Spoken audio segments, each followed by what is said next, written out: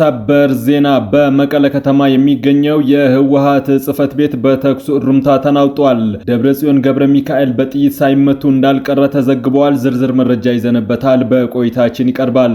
በመካከለኛው ምስራቅ ጦርነት ውስጥ ኢትዮጵያ አጋርነቷን ገልጻለች። የጠቅላይ ሚኒስትር አብይ አህመድ የስልክ ልውውጥ አወዛጋቢ ሆኗል። መከላከያ ሰራዊቱ በአማራ ክልል በፈጸመው የተቀናጀ ኦፕሬሽን ከ130 በላይ የፋኖ ታጣቂ ኃይል መገደሉን ሲገልጽ ፋኖ በፊናው አስተባብሏል። የመካከለኛው ምስራቅ ጦርነት ተቀጣጥሎ ቀጥሏል። ዛሬ 5ኛ ቀኑን ይዟል። በዚህ ጦርነት አደገኛ ጥፋቶች ተፈጽመዋል።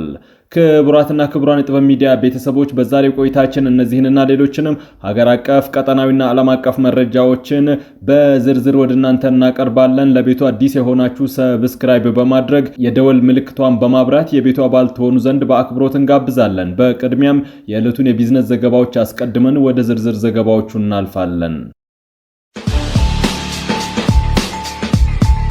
ዛሬ በኢትዮጵያ ንግድ ባንክ አንድ የአሜሪካን ዶላር 152 ብር ከ9 ሳንቲም ተገዝቶ 156 ብር ይሸጣል። ፓውንድ ስተርሊንግ 203 ብር ከ5 ሳንቲም ተገዝቶ 207 ብር ከ6 ሳንቲም እየተሸጠ ነው።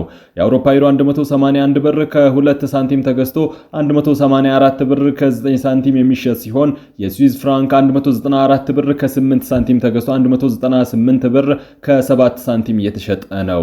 የኩዌት ዲናር 492 ብር ከ1 ሳንቲም ተገዝቶ 502 ብር ይሸጣል። የቻይና ዩዋን 21 ብር ከ7 ሳንቲም ተገዝቶ 22 ብር ከ1 ሳንቲም ይሸጣል።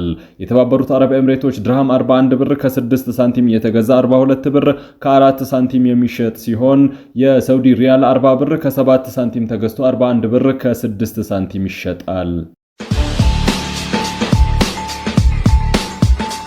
በአሜሪካና እስራኤል ጥምር ጥቃት እንዲሁም በኢራን መካከል የተቀሰቀሰው ወታደራዊ ግጭት 5ኛ ቀኑን በያዘበት በዚህ ወቅት እስራኤል በቴሄራንና በቤይሩት የሚገኙ ወታደራዊ ኢላማዎች ላይ መጠነ ሰፊ የአየር ድብደባ መፈጸሟ ተነግሯል።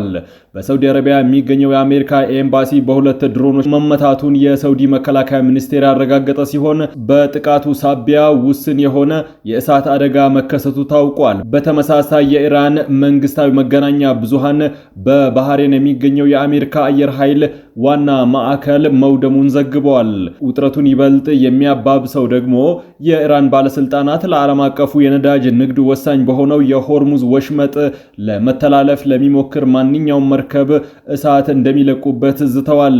የአሜሪካ የውጭ ጉዳይ ሚኒስቴር ማርኮ ሮቢዮ ትላንት በሰጡት መግለጫ ከአሜሪካ የጦር ኃይሎች በኩል የሚሰነዘር ከባዱ ጥቃት ገና ወደፊት እንደሚቀጥል ነው ያስጠነቀቁት።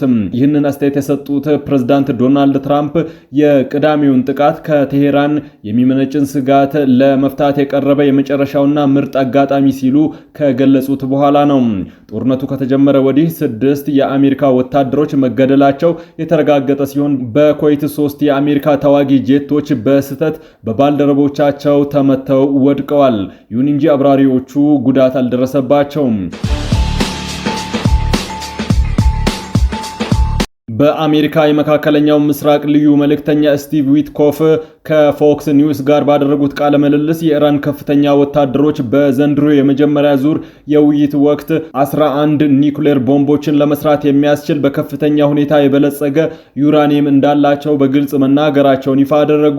እንደ ዊትኮፍ ገለጻ ተደራዳሪዎቹ በ60 በመቶ የበለጸገ 460 ኪሎ ግራም ዩራኒየም በእጃቸው እንደሚገኝ፣ ይህም ለ11 ቦምቦች እንደሚበቃ ያለምንም ይሉኝታ ነግረውናል ብለዋል።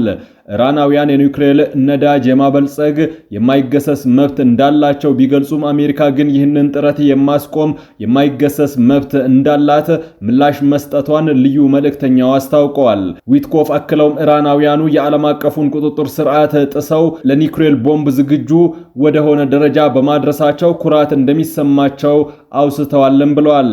ምንም እንኳን አሜሪካ ባለፈው ዓመት በወሰደችው የአየር ጥቃት የኢራን ኒውክሌር ተቋማት ማውደማን ገልጸው በእጅ ያለው ዩራኒየም ክምችት በአንድ ሳምንት ወይም በ10 ቀናት ውስጥ ወደ ጦር መሳሪያነት መቀየር እንደሚቻል ዊትኮፍ ስጋታቸውን ገልጸዋል። ይሁን እንጂ ተቋማቱ በመውደማቸው ኢራን ይህንን ዩራኒየም ወደ ቦምብ የመቀየር አቅም እንደማይኖራት አሜሪካ ታምናለችም ብለዋል። ፕሬዝዳንት ዶናልድ ትራምፕ ስቲቭ ዊትኮፍ እና ያሬድ ኩሽነርን ወደ ኢራን የላኩት ቴህራን የሚሳኤል ፕሮግራሟን እንድታቆም፣ ለተላላኪ ቡድኖች የምታደርገውን ድጋፍ እንድታቋርጥ፣ የኒውክሌር ማበልጸግ ስራዋን እንድታቆም የሚያስገድድ ስምምነት ለመድረስ ነበር። ይሁን እንጂ ተደራዳሪዎቹ እንደገለጹት ከኢራን ጋር ፍትሃዊ ስምምነት ላይ መድረስ የማይቻል መሆኑ ከሁለተኛው ስብሰባ በኋላ ግልጽ ሆኗል ነው ያሉትም። ኢራናውያኑ በውይይቱ ላይ አዎንታዊ ውጤት እንዳለ ተደርጎ እንዲገነዘብ ቢፈልጉም ስብሰባው ግን በፍጹም ተስፋ ሰጪ እንዳልነበረ ዊትኮፍ አረጋግጠዋል። የእንግሊዙ ጠቅላይ ሚኒስትር ትራምፕ የወሰዱትን እርምጃ ተችተው ሀገራቸውን ተከላከሉ።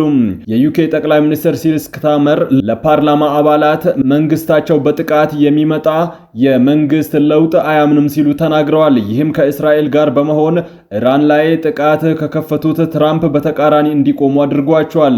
የዩኬው ጠቅላይ ሚኒስትር ኢራን ላይ ጥቃት ከተፈጸመ ወዲህ ባደረጉት የመጀመሪያ የፓርላማ ንግግራቸው አሜሪካ የዩኬን የጦር ሰፈር እንድትጠቀም መፍቀዳቸው ተገቢ እንደነበረ በመግለጽም ተከላክለዋል። ከፕሬዝዳንት ትራምፕ ጋር በመጀመሪያው ጥቃቶች ላይ ላለመሳተፍ በመወሰናችን አልተግባባንም ነበር። ነገር ግን የብሪታንያ ብሔራዊ ጥቅም ምን እንደሆነ የመወሰን ኃላፊነቱ የኔ ነው ሲሉ ለፓርላማው አብራርተዋል። ነገር ግን እሁድ ዕለት ሁኔታዎች ተቀየሩ ያሉት ጠቅላይ ሚኒስትሩ የኢራን ተገቢ ያልሆነ ምላሽ ለሕዝባችንና ለፍላጎታችን እንዲሁም ለአጋሮቻችን ስጋት ሆኗል ሲሉ ተናግረዋል። ኢራን ለአሜሪካና ለእስራኤል ጥቃቶች የወሰደችው የበቀል እርምጃ በመካከለኛው ምስራቅ የሚገኙ የብሪታንያ ሕዝቦችን ስጋት ላይ ጥሏል።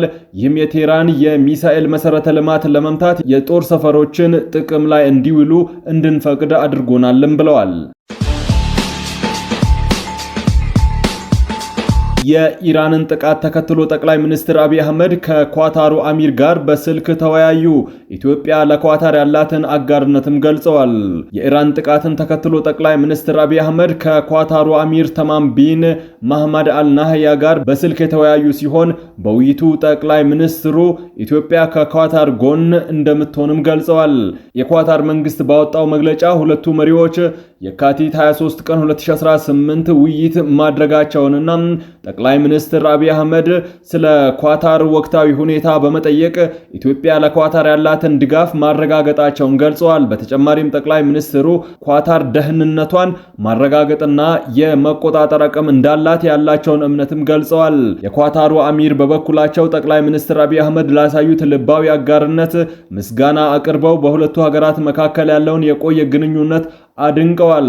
ሁለቱ ወገኖች በውይይታቸው ወቅትም ውጥረት ለማርገብ እንዲሁም ቀጠናዊ ሰላምና መረጋጋትን ለማስፈን ገንቢ ውይይቶችንና ዲፕሎማሲያዊ ግንኙነቶችን ተመራጭ መንገዶች መሆናቸውን አጽንኦት ሰጥተዋልም ተብሏል። ጠቅላይ ሚኒስትር አብይ አህመድ ከኳታሩ አሚር ጋር የስልክ ውይይት ያደረጉት ከኮይቱ ሼክ ሳባህ ካሊድ አልሐማድ አልሰባህ ጋር ተመሳሳይ ዲፕሎማሲያዊ ውይይት ማድረጋቸውን ተከትሎ ነው። የፌድሪ መከላከያ ሰራዊት ምስራቅ እዝ በተለያዩ የግዳጅ ቀጠናዎች ባከናወነው ወታደራዊ ኦፕሬሽን በታጣቂ ቡድኑ ላይ ከፍተኛ የሰውና የንብረት ጉዳት ማድረሱን አስታውቋል። እንደ መከላከያ መግለጫ ከሆነ በሰሜን ጎጃም፣ በምዕራብ ጎጃም፣ በአዊ ብሔረሰብ አስተዳደርና በማዕከላዊ ጎንደር አዋሳኝ አካባቢዎች በተደረገ እንቅስቃሴ 135 የታጣቂ ቡድኑ አባላት ሲገደሉ 65 የሚሆኑት ደግሞ ቆስለዋል። 46 ኤኬኤም ክላሽ፣ 43 የቃታ መሳሪያ፣ 1 ፒኬኤም መትረይስ፣ 1 ስናይፐር እና 5 የእጅ ቦምቦች ከተተኳሾች ጋር በቁጥጥር ስር መዋላቸው ተገልጿል። መግለጫው አክሎም ሰሞኑን በዳንግላ ዙሪያ በሰከላ ወረዳ ሱርባ ቀበሌ እንዲሁም በአላፋ ወረዳ ሸዋራው ከተማ አቅራቢያ በተካሄደ ስምሪት ቁጥራቸው ቀላል የማይባሉ የታጣቂ ቡድኑ አባላት ከጥቅም ውጪ አድርገናቸዋል ያለ ሲሆን በርካታ አመራሮችንም ገድለናል ብለዋል። ከተገደሉት መካከልም ንብረት መላኩ፣ ብርሃኑ በላይ፣ አለማየሁ ጌትነት፣ አስቻለው በሙሉ፣ ምህረት አየለ፣ ብርቄ ደሴ፣ ነጋ ባቡቾና ዘሪሁን ጊዮርጊስ የተባሉ የመስክ አዛዦች እንደሚገኙበት ተመላክቷል።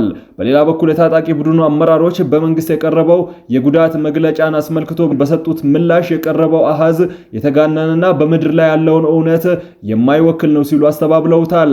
ታጣቂዎቹ እንደሚሉት መንግስት እንዲህ ያሉ መግለጫዎችን የሚያወጣው የሰራዊቱን ሞራል ለመገንባት እንጂ በመሬት ላይ ያለው ውጊያ እንደቀጠለና እነርሱም የመከላከል እርምጃ እየወሰዱ መሆኑን ገልጸዋል። በሰላማዊ ሰዎች ላይ የሚደርሰው እንግልትን መቃወምና የህዝቡን ደህንነት ለማስጠበቅ እንደሚንቀሳቀሱ የሚገልጹት ታጣቂዎቹ የክልሉን ጸጥታ ለማረጋጋት የመንግስት ኃይሎች ከህዝብ ጋር ተባብረዋል መባሉንም ፍጹም ከእውነት የራቀ ነው ብለውታል። የምስራቅ እዝ በበኩሉ አስተማማኝ ሰላም እስኪመጣ ድረስ ከክልሉ የጸጥታ ኃይል ጋር በመሆን የጀመረውን ተልዕኮ አጠናክሮ እንደሚቀጥል በመግለጽ በአሁኑ ወቅት ታጣቂዎቹ በመሸነፋቸው ምክንያት እርስ በርስ የመጋጨትና እጅ መስጠት አዝማሚያ እያሳዩ እንደሚገኙ በሪፖርቱ ጠቁመዋል። በመቀሌ የህወሓት ከፍተኛ አመራሮች ቢሮ ውስጥ የተኩስ ልውውጥ መደረጉ ተገለጸ። በህዝባዊ ወያኔ ሓርነት ትግራይ ህወሓት ከፍተኛ አመራሮች መካከል ለረጅም ጊዜ ሰፍኖ የቆየው የውስጥ ክፍፍልና የጎራ መደበላለቅ ትላንት ምሽቱን ወደ ከፋ ግጭትና መጠነ ሰፊ የተኩስ ልውውጥ መሸጋገሩ ተሰምቷል። ከመቀለ ሌሊቱን ሲወጡ የነበሩ መረጃዎች እንደሚያመላክቱት ግጭቱ የገነፈለው ወደ መሳሪያ ድምጽ የተቀየረው በድርጅቱ ሊቀመንበር ዶክተር ገብረጽዮን ደብረ ሚካኤል ቢሮ ውስጥ ነው። የዓይን እማኞች ለጉዳዩ ቅርበት ያላቸው የመረጃ ምንጮች እንደገለጹት በሊቀመንበሩ ቢሮ ለደቂቃዎች የቆየ ከፍተኛ የተኩስ ድምጽ ተሰምቷል። ይህም በአመራሮቹ መካከል የነበረው የቃላት ምልልስ የሐሳብ ልዩነት ወደ አካላዊ ጥቃት ማምራቱን አመላካች ነው ተብሏል። እንደ መረጃዎቹ ገለጻ ይህ ክስተት የተከሰተው በድርጅቱ ውስጥ በሁለት ጎራ ተከፍሎ የነበሩ አመራሮች ባደረጉት አስቸኳይ ስብሰባ ወቅት እንደሆነ ነው የተገለጸው። በትላንትናው ምሽት በነበረው የኃይል እርምጃ ምናልባትም ከፍተኛ የሆኑ የህወሓት አመራሮች ጉዳት ደርሶባቸው ሊሆን እንደሚችል የሚገምቱ መረጃዎች እየወጡ ቢሆንም እስካሁን ድረስ በይፋ የተረጋገጠ የሞትም ሆነ የመቁሰል ሪፖርት አልቀረበም። ይሁን እንጂ በዶክተር ደብረጽዮን ቢሮ ውስጥ የተደረገው የተኩስ ልውውጥ በከተማው ያለውን የጸጥታ ሁኔታ እጅግ አሳሳቢ እንዲሆን ማድረጉን የተገለጸው የግጭቱ መነሻን ተከትሎ በከተማዋ ቁልፍ ስፍራዎች በመንግስት መስሪያ ቤቶች ዙሪያ የጸጥታ ኃይሎች ጥበቃቸውን ማጠናከራቸውንና እንቅስቃሴዎችንም መገደባቸው ተነግሯል። ይህ በህወሓት ታሪክ ታይቶ የማይታወቅ የውስጥ ለውስጥ መገዳደል ሙከራ የጦር መሳሪያ አጠቃቀም ድርጅቱ ያለበትን ጥልቅ የፖለቲካ ቀውስና የመፍረስ አደጋ በግልጽ የሚያሳይ መሆኑን የፖለቲካ ተንታኞች እየገለጹ ነው። በመቀለ ከተማ ነዋሪዎች ዘንድም ከፍተኛ ድንጋጤ የፈጠረው ይህ ክስተት በቀጣይ የድርጅቱን ህልውና የክልሉን ሰላምና መረጋጋት አደጋ ላይ ሊጥል የሚችል ክስተት ሊፈጥር ይችላል ነው የተባለው። በአሁኑ ሰዓት የመቀለ ከተማ አንጻራዊ መረጋጋት ቢታይባትም የከፍተኛ አመራሮች ሁኔታ በቢሮ ውስጥ የተከሰተው ግጭት ያስከተለው ትክክለኛ ጉዳት አሁንም ቢሆን በሚስጥር ተይዞ የሚገኝ በመሆኑ በክልሉ ከፍተኛ የሆነ የፍርሃት ድባብ እየታየ ይገኛል። መገናኛ ብዙሃን የሀገራዊ ምክክር ኮሚሽኑን ውጤታማነት አደጋ ላይ ከሚጥሉ ዘገባዎች እንዲታረሙ ተጠየቀ። አንዳንድ መገናኛ ብዙሃን ሀገራዊ ምክክር ኮሚሽኑን ድክመት ብቻ ያለበት በማስመሰል የሚያቀርቧቸው ዘገባዎች የሂደቱን ውጤታማነት አደጋ ሊደቅኑበት ስለሚችሉ የድርጊቱ ፈጻሚዎች ከተግባራቸው እንዲቆጠቡ የኢትዮጵያ ሀገራዊ ምክክር ኮሚሽን ቃል አቀባይ ጥበቡ ታደሰ አስጠንቅቀዋል። በመገናኛ ብዙሃንና በኮሚሽኑ መካከል ጥሩ የሚባል ግንኙነት እንዳለ ጠቅሰው አንዳንድ ሲሉ በገለጿቸው መገናኛ ብዙሃን የሚተላለፉ ኮሚሽኑን ለማጣጣል የሚሞክሩ ዘገባዎች ሊታረሙ ይገባቸዋልም ብለዋል። የምክክር ኮሚሽኑ ሂደት ውጤታማ እንዲሆን የመገናኛ ብዙሃን ሚና ከፍ ያለ ነው ያሉት ጥበቡ ታደሰም መገናኛ ብዙሃን የምክክር ሂደቱን የሚያጠናክሩና ህዝቡ በምክክሩ ተስፋ እንዲኖረው የሚያደርጉ ዘገባዎችን መስራት እንዲያተኩሩ ጠይቀዋል።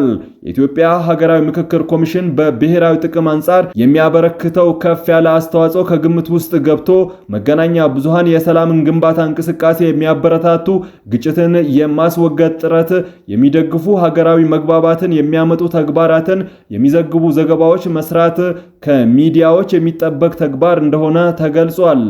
ክቡራትና ክቡራን የጥበብ ሚዲያ ቤተሰቦች ለሰዓቱ የመራረጥናቸው ዘገባዎች በዚህ አብቅተዋል። ከኛ ጋር በመሆን መረጃን ከጥበብ ስለተከታተላችሁ ከልብ አመስግነን ተሰናበትን። ለቤቱ አዲስ የሆናችሁ ሰብስክራይብ በማድረግ የደወል ምልክቷን በማብራት የቤቱ አባል ትሆኑ ዘንድ በታላቅ ትህትና ጋብዘን ተሰናበትን። ሰላም።